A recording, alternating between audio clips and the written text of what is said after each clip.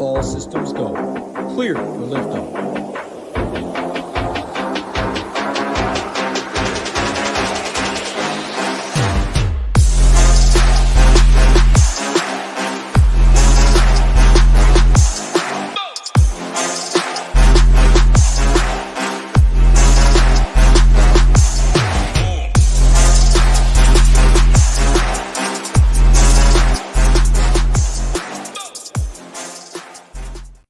What is going on, SHIPIT Nation YouTube station? We're back. I got my guy Hamwich like each and every Monday. We got a nice little 6-game NBA slate. Tons of news like always in NBA.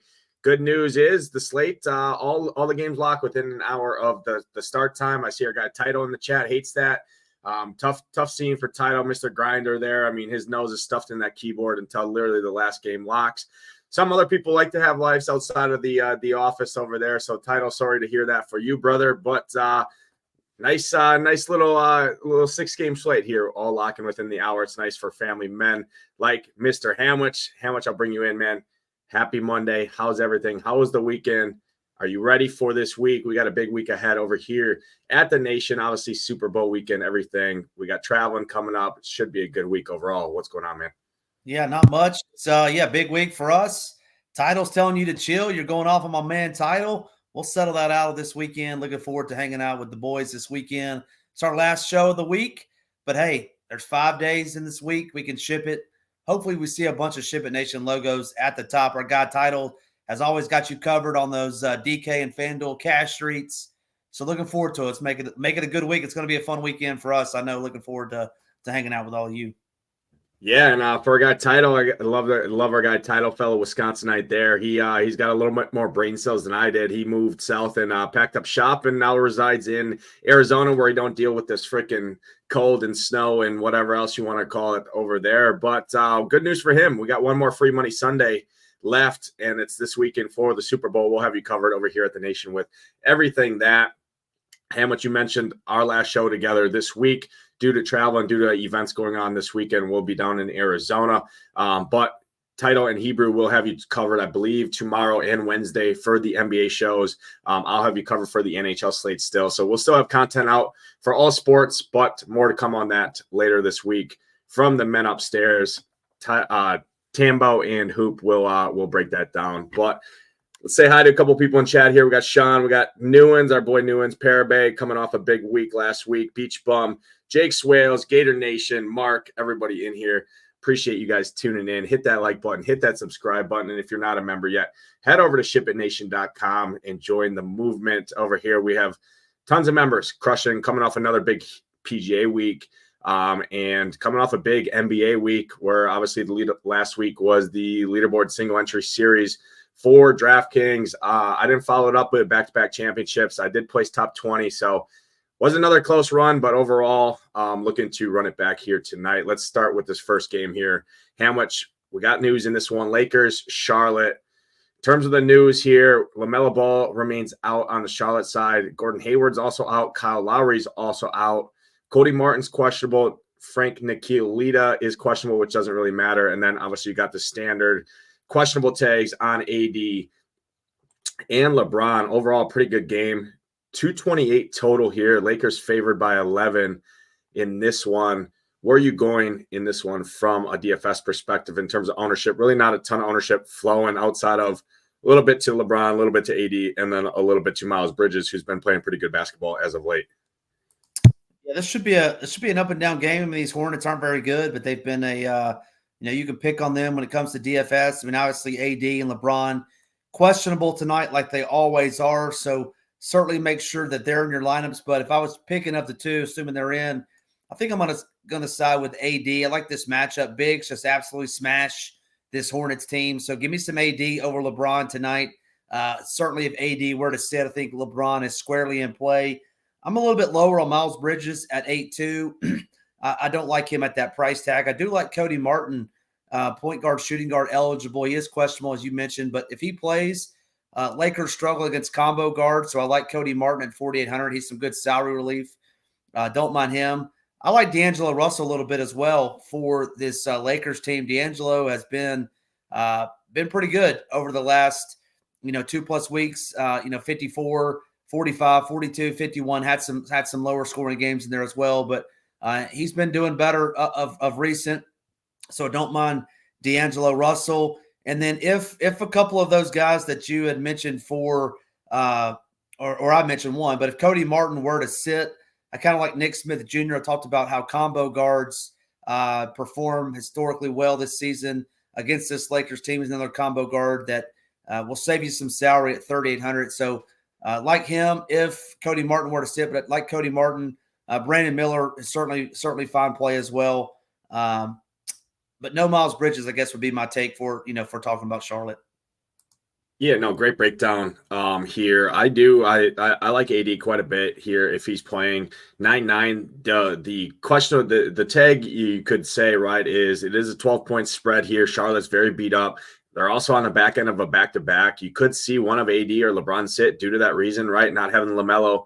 The game probably doesn't play very close. So you could see obviously one of those two sit. If one of them sits, obviously the other one becomes much better play along with other guys like D'Angelo Russell, Taurean Prince, Reeves, Hachimura.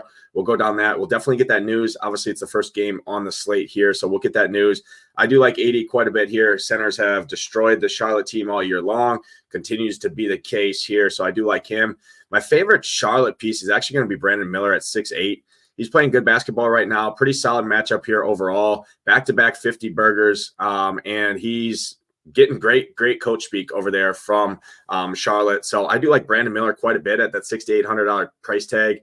I think he's going to be chucking the basketball. It also helps. Miles Bridges is likely going to get the on-ball defense from Taurean Prince, which is a very good defender there. Obviously, should be able to slow Miles Bridges down a little bit here. And I'd much rather save almost $2,000 and drop down to Brandon Miller, who should see much better matchup here. So I like Brandon Miller quite a bit at 6 to 800. Like Anthony Davis, I think he could get away with playing Taurean Prince at 4K.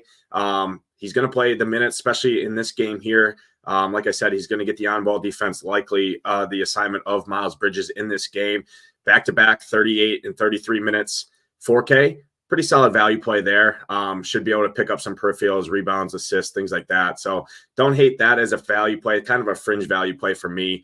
And then if Cody Martin does miss, I kind of agree with you there with your take on Nick Smith there, but we'll definitely have to monitor that. Nick Smith would become probably a pretty solid value overall at 3,800, back-to-back 21, 25 minutes in his last two games.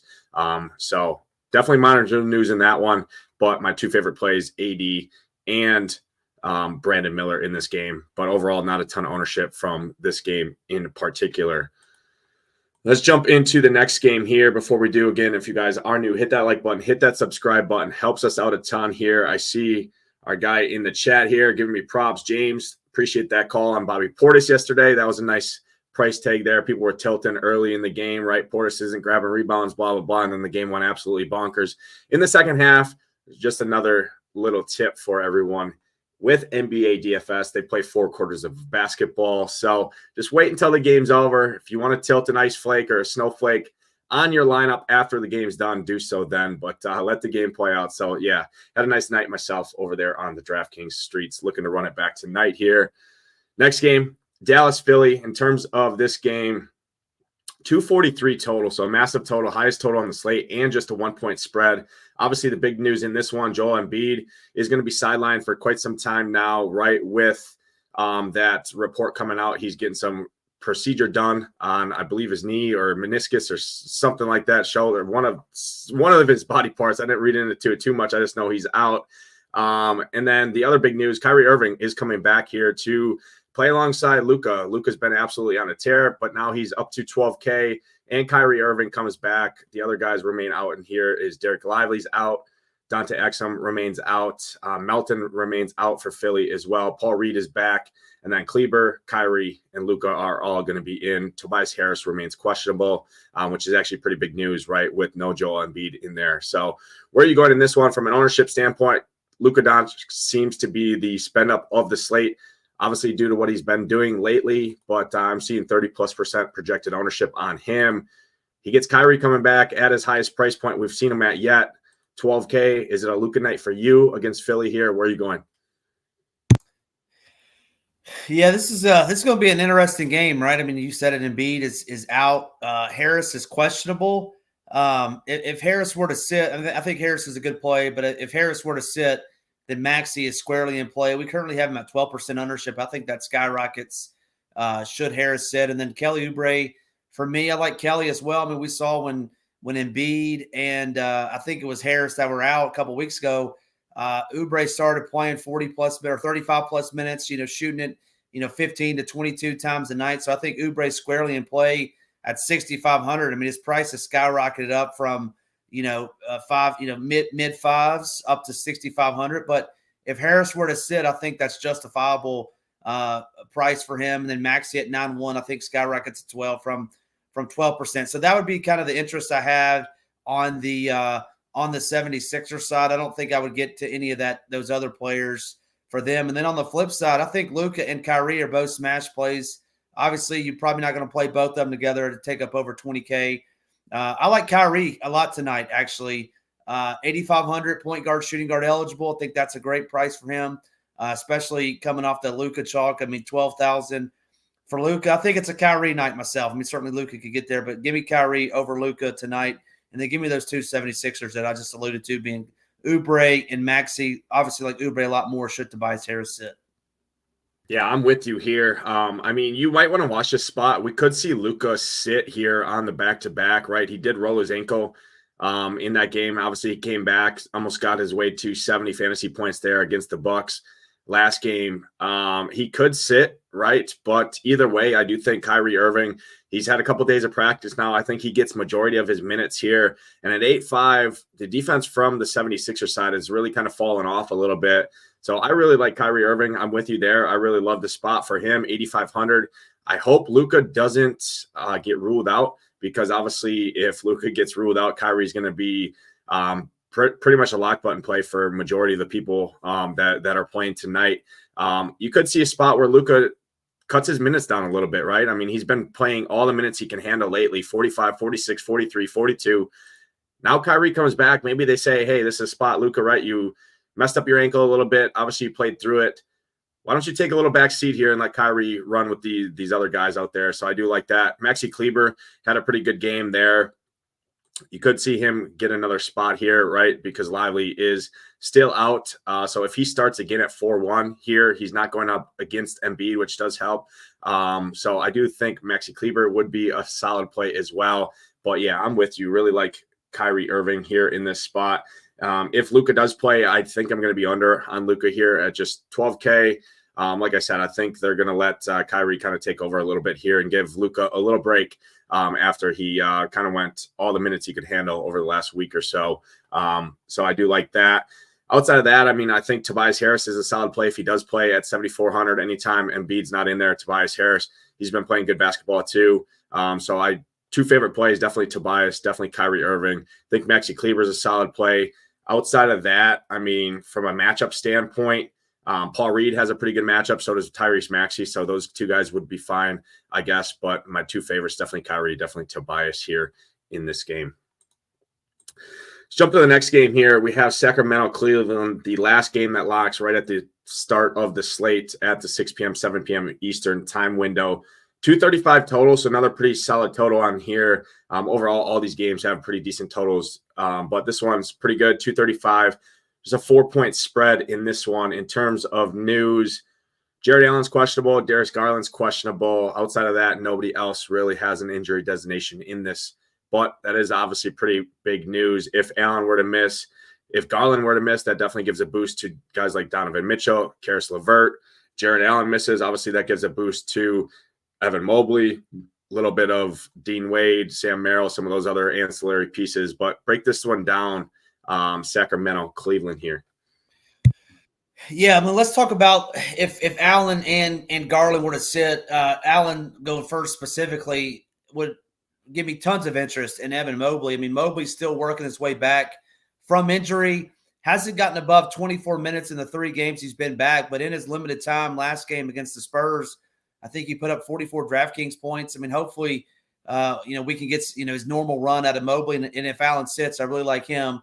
If Darius Garland were to sit, that makes me like Donovan Mitchell that much more. I like Donovan as it is, even with Garland in there, but he's going to be a ball dominant guard, and they struggle. The Kings struggle against point guards have on the season. So give me some Donovan Mitchell. I mean, that's an expensive price tag you're going to pay, but I really like Mobley and or Donovan Mitchell should some of those stars sit. And then on the flip side, one more cab that I like. If Garland were to miss, that would be Karis LeVert, 5,300.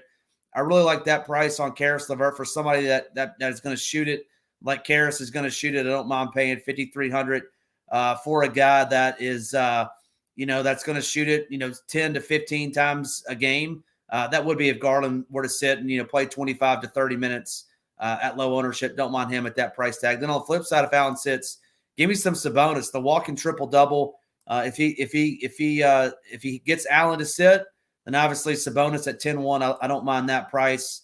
We're showing him under 10% ownership. I think that goes up should Allen sit. And then the other one I want to mention, it would be Malik Monk, point guard, shooting guard eligible, 5,400. I mean, we know what we're going to get from Malik, right? He's going to score, ceiling's going to score 20 points, get 5 rebounds, 5 assists, something like that. Play around 25 minutes. I don't mind him if you need a point guard, shooting guard eligible player that's a little less expensive than some of the big dogs. But I think this game could turn into a shootout with some teams that can score a little bit.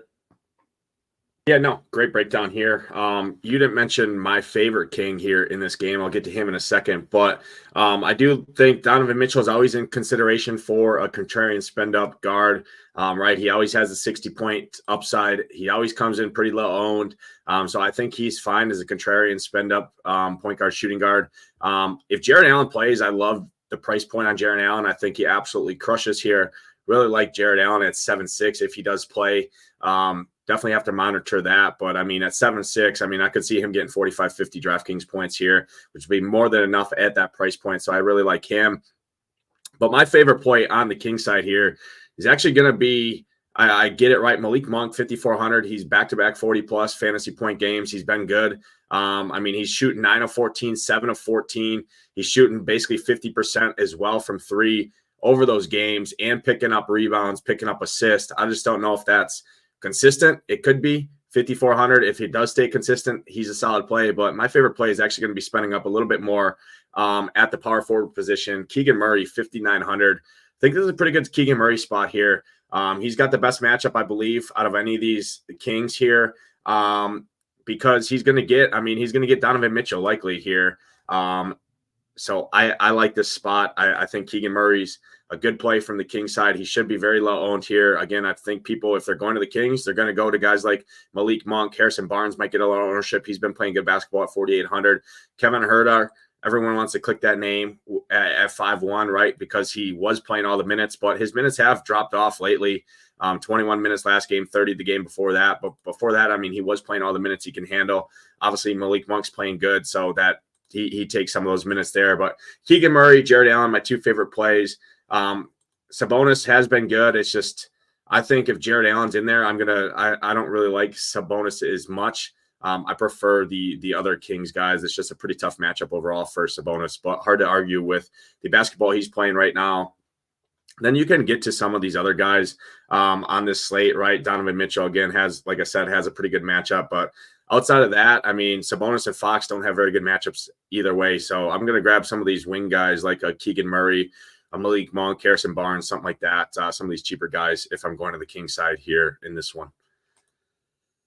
Let's jump to the next game here at the 6:30, 7:30 Eastern time window. Clippers in Atlanta here in terms of the total in this one. 242 total, so second highest total on the slate. Just a 3-point spread, so close spread in this one as well. But from an injury standpoint, we got a lot of injury news in this game. Saddiq Bey is questionable here. DeAndre Hunter is questionable.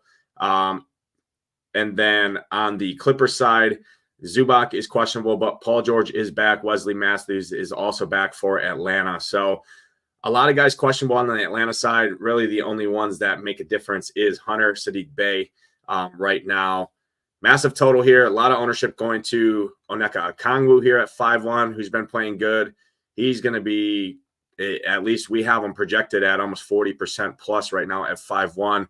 So talk about that. And then Trae Young coming off a big game. And then I want you to break down James Harden, Paul George, and Kawhi Leonard, right? Because they're all priced pretty similar, right? Kawhi's at 8.9. He's been the best Clipper as of late. James Harden 8.7, and then Paul George is back at 7.9. So hit on those three in particular, and then what are you doing with Onyeka Okongwu as well? Yeah, Okongwu, I mean, Capella is out tonight, and so that's why everybody's going to Okongwu. I mean, he played, I think it was 40 plus minutes last time out. So, I mean, 5,100 center position. I mean, Newens over here claiming he's a lock, and I kind of agree with him just based on the fact of his usage and how much he's going to play with no Clint Capella. One of their only true big man that they have. I mean, I don't know who, unless they want to play some small ball, it's going to be the Okongwu show. We don't really pick on this Clippers team, generally pretty good. So I do like Okongwu at that price. I also like Jalen Johnson at that price, 7,300. I always dub him Hebrews boy because I feel like Hebrews always on him as well. He played 40 plus minutes the last time out. Now, granted, that game did go to overtime, but his usage, I mean, shot it 20 times. He's going to get rebounds. He's going to get assists. So I really like Jalen Johnson as well. I'm a little bit lower on Trae Young tonight than I have been in the past. The Clippers pretty good against the guard position. The snub Trae Young, 9,500. I won't be getting there tonight, I don't believe, on my main team. As it relates to these Clippers, second night of a back-to-back, played in Miami last night, flew up to Atlanta. Always get concerned with Kawhi on the second night of a back-to-back. 8,900, I don't think I'll get there. Give me some James Harden tonight. That's going to be my big three that I go to. I know you're going to disagree and you're going to be all over Kawhi, but give me James Harden. He's my favorite Clipper as it relates to the big three. 8,700 point guards have been absolutely dynamite this year against this Hawks team. I think he can go in there and really make some noise. I like him better than PG-13 myself. If Bay were to sit, I know he's questionable now, I would like Okongwu and Johnson that much more, but it's going to be Okongwu and Johnson for me on the Hawks. I'm going to be lighter on Trae Young, then give me Harden over the other two big three, and I'll leave it at that. Yeah, no, great breakdown. I think you could get to a guy like Bruno Fernando too at 3K flat on the Hawks side. You could play them both. I mean, the Hawks were running double big lineup with Okongwu at the 4 and Capella at the 5. You could see a little bit of that, but I mean, you get those both of them, right? A package deal. Tambo talks about a little package deal all the time. You get the package deal, right, to basically get all the center minutes for 8,100 in a very, very good matchup here against the Clicker, or not very, very good, but above average matchup here against the Clips for bigs for the Atlanta side. So I'm with you. Okongwu's a lock button for me. 5-1's too cheap for him. Very good fantasy producer. He's been playing all the minutes he can handle already. So I do like that. Bruno, like I said, I think is a solid option as well at 3K flat. If he starts, but either way, I think he's going to play the backup 5 if he doesn't start. And then I'm actually with you here. I've been playing Kawhi Leonard quite a bit. Obviously, he's been in my core pretty much all last week. He's been smashing for me at pretty low ownership. I mean, the other night when he went for 47.5, I swear he had 47 at halftime, and in the second half maybe scored like 3 fantasy points, which was pretty hurtful. He looked like he was going to break the slate. He's been good, but I'm actually on team Paul George tonight here. I like Paul George quite a bit. He got up to 33 minutes last night against Miami. Obviously, it is a back-to-back here, so there is a little worrisome there. But he's playing. He's not going to sit this one out here. So at 7-9 in this matchup, I like the matchup for Paul George and James Harden both over Kawhi Leonard. Kawhi Leonard's going to be dealing with Jalen Johnson, who's a long, pretty solid defender overall. So I think James Harden, Paul George, definitely my preferred. I give a slight lean to Paul George here just due to the salary difference. I mean, he's almost $1,000 cheaper. I like that his minutes cap really isn't there right now. I mean, he got up to 33 minutes. If that gets up to 30, 35, which I think it could, 30 to 35 minutes, I think he's a solid option at 7,900 here in this spot. So I do like that. Outside of that, I mean, Okongwu, like I said, James Harden, Paul George, and then I'm with you. Jalen Johnson, I think, is a solid option as well here. But again, the Hawks are pretty much fully healthy outside of obviously Capella. There's just a lot of mouths to feed there. Trae Young's in there. DeJounte Murray's in there. Bogdanovich is in there. Jalen Johnson at 7.3. I mean, at that price point, he needs to do something, right? He has been doing something. He's been playing the minutes.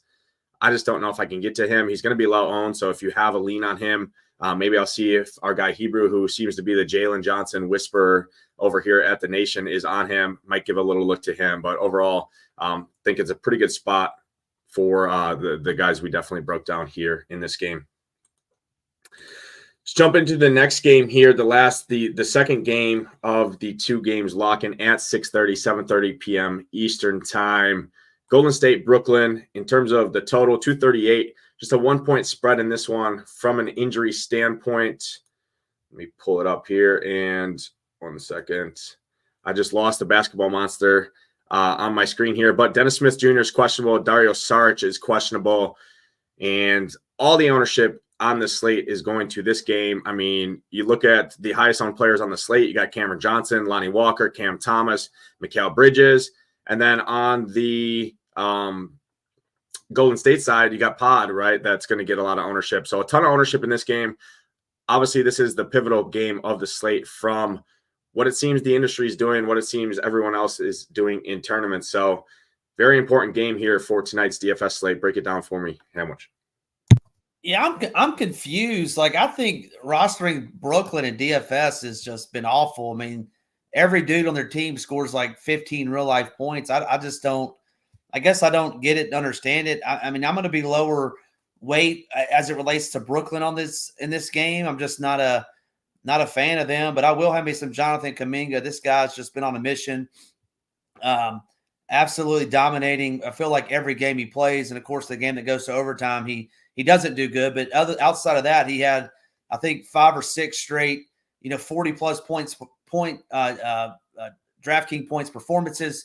Give me some Jonathan Kuminga at 7,000. I mean, if I was going to play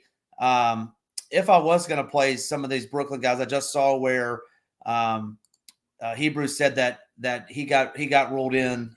Who was it? Dennis Smith is ruled in. I mean, I like Dennis Smith. I like that price tag on him. Lonnie Walker, 4,000. I guess you could play, but man, there's just no way that I'm playing a Spencer Dinwiddie guy's horrendous. No, I wouldn't say no Brooklyn. I'm going to be way lower on Brooklyn. I don't understand why 3 of their dudes are 35% plus owned, but no thank you for me. Give me some Kuminga in this game, and I'm going to be lower on this game. I saw someone mention Klay Thompson. No chance I'm playing Klay Thompson in DFS tonight. No chance, he says. I mean, the Brooklyn guys are getting ownership because Finney Smith is out, right? Sharp remains out. Ben Simmons is out, which helps some of those guards like the Cam Thomas, right? That's getting ownership here. I think it's a solid matchup for Cam Thomas at 6,600. But to your point, I mean, they just got so many guys, right? Cam Johnson, right? Mikal Bridges, Cam Thomas, Lonnie Walker, Dinwiddie, right? They got Dennis Smith. They just feel like they have a million guards. They all go out there and play their 25 to 30 minutes, all score 15 points, right? And the scoring is just spread out. Lonnie Walker at 4K, I think, is a great play. Obviously, he's going to be one of the chalkiest plays on the slate. He should play his minutes there, his 27 to 30 minutes. He's been playing good basketball as well, shooting good from the field. I mean, 7 of 14, 7 of 16, 8 of 16. He's taken almost double-digit three-point attempts in each of the last 3 games, 9, 8, and 8. So at a 4K player, it's hard to ignore what he's been doing. So I think he's a solid option overall. My favorite play in this game is definitely going to be a pod here for Brandon Podzinski for the Golden State Warriors. This guy is going to play all the minutes he can handle. He's going to chuck his shots. And, I mean, he's a hustle player. He's grabbing rebounds. He's grabbing assists. And he's scoring basketball. I mean, had a double-double last game. Game before that, he had a double-double. Last game was rebounds. Game before that was assist. I think at 5'7", he's going to get ownership, but he's definitely my favorite play in this game. I'll take him over all of these nets up at the top outside of Lonnie Walker. So I prefer him over Cam Johnson. I prefer him over Cam Thomas. Mikal Bridges, I prefer Pod over all 3 of those guys. Lonnie Walker is my favorite net just because the price point I think is the most fair. And he's taken the shot attempts. I think Dennis Smith Jr. is an all right guy at 3,700. I just don't know what the minutes look like. I mean, he hasn't played over 20 minutes in the last 4 games. I don't know if you need his value at 3,700 when you got a guy like Lonnie Walker who's guaranteed the minutes pretty much. But again, it is Dennis definitely a interesting game from DFS. Sounds like you're a little bit under on Brooklyn. I'm kind of leaning that way too. I see Newens talking about it in the chat. We saw this spot the other night with Memphis, right? Similar situation, but only the Memphis guys were a lot cheaper than what these Brooklyn guys, right? Cam Thomas is over 6K. Mikal Bridges is over 7K. You still have Claxton in there at almost 7K. The Memphis guys literally only had 8 dudes in rotation, and the highest priced dude was what, 6K. The rest of them were all under 4,500 or 4K, and not a lot of them ended up optimal. Obviously, that's a different situation, different game. We take a night by night basis here in daily fantasy, but all the ownership seems to be concentrated on this game. I think I'm going to be a little bit under. I like Pod. Like I said, I like Lonnie Walker. Those are my 2 favorite plays in this game. Outside of that, I just don't have a ton of interest. I'm not going to chase Steph Curry coming off that massive game where he scored almost 80, right? Shot 22 of 38, took 23 3-point attempts. I mean, he was feeling it. So outside of that, I don't think I can touch Kuminga at 7K either. His price is now starting to adjust appropriately. DraftKings has done a good job getting his price up there. I don't hate Klay Thompson at 6K. Oh, gosh, don't do it. Oh, man, that guy's horrendous. Yeah, I mean, it's just, I mean, he's, you know what you're getting with Klay Thompson, right? Yes, he's gonna you're getting a terrible basketball player at this point in his career, a guy that's going to chuck it 19 times, miss about 16 of them. You want to pay 6K for him, but you don't want to pay 7K for 45 points out of Kuminga. I mean, Klay Thompson, goodness gracious. Kuminga's not getting 45 points tonight. I'll tell you that right now. Klay Thompson. I'm just saying, Klay Thompson, I mean, you know what you're getting. I definitely like Pod. Yes, I know what you're getting. A player, and I'm going to steal Title's line that is absolutely cheeks. Klay Thompson is trash. All right, we'll see. We'll see what happens. So you're telling me Klay Thompson is going to be what you look like against Titletown on the old slab in Arizona. I would rather take Titletown than Klay Thompson. If I could click on Title's name at 6,000, I'm clicking it over Klay Thompson. Well, hey, Title's a hustle guy, and you're sleeping on Title, but I'll shut up about that. You're gonna F around and find out come Arizona this weekend here. But I don't think Klay Thompson's a terrible play at 6K. So I do like him. I like Podziemski. Those are my 2 favorite Warriors. Not touching Kuminga at 7K.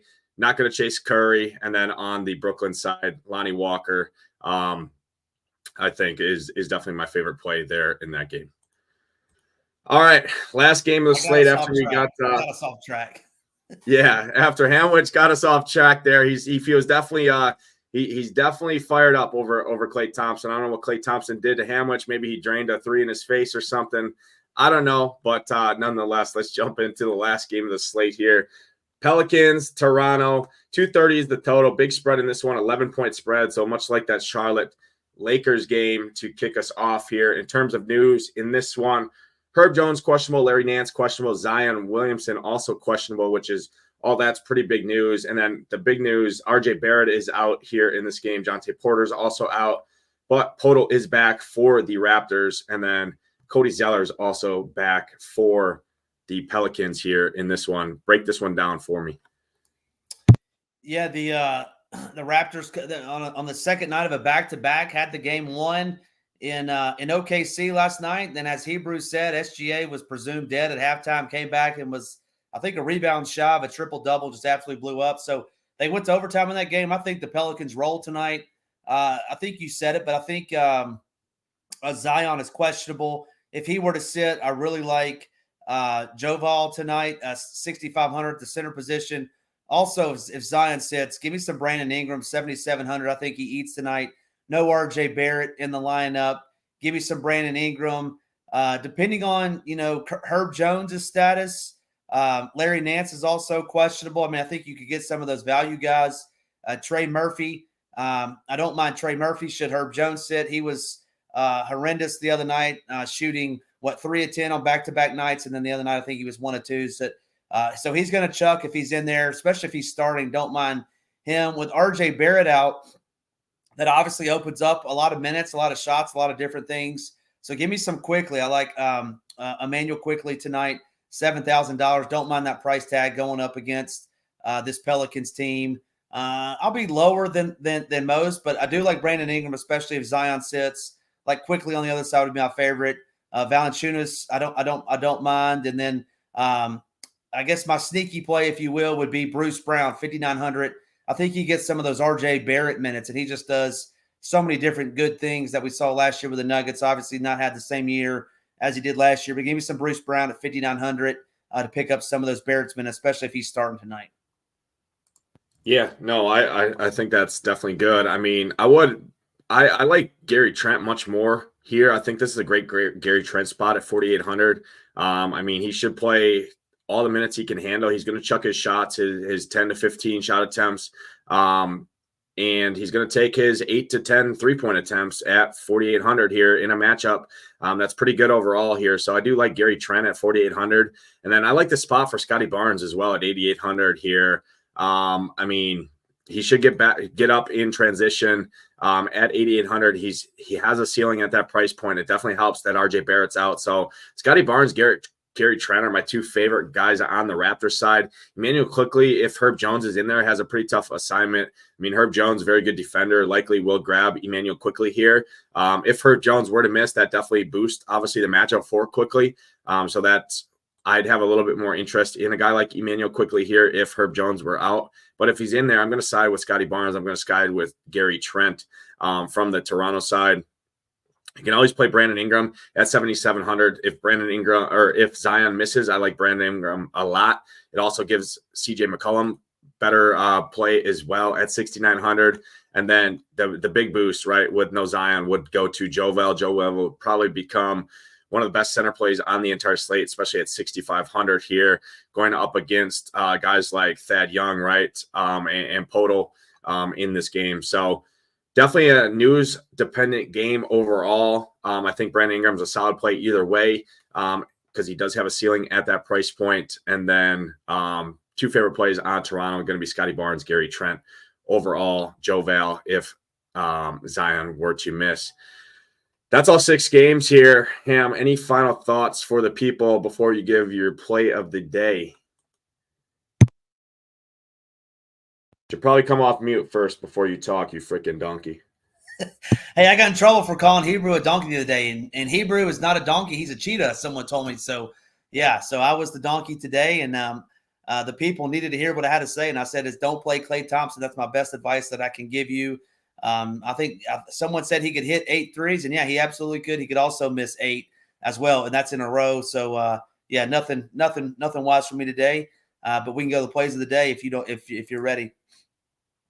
All right, I'll kick it over to you. Your play of the day here tonight. Who's going to be in the lineup that you need to ship all the money on DraftKings?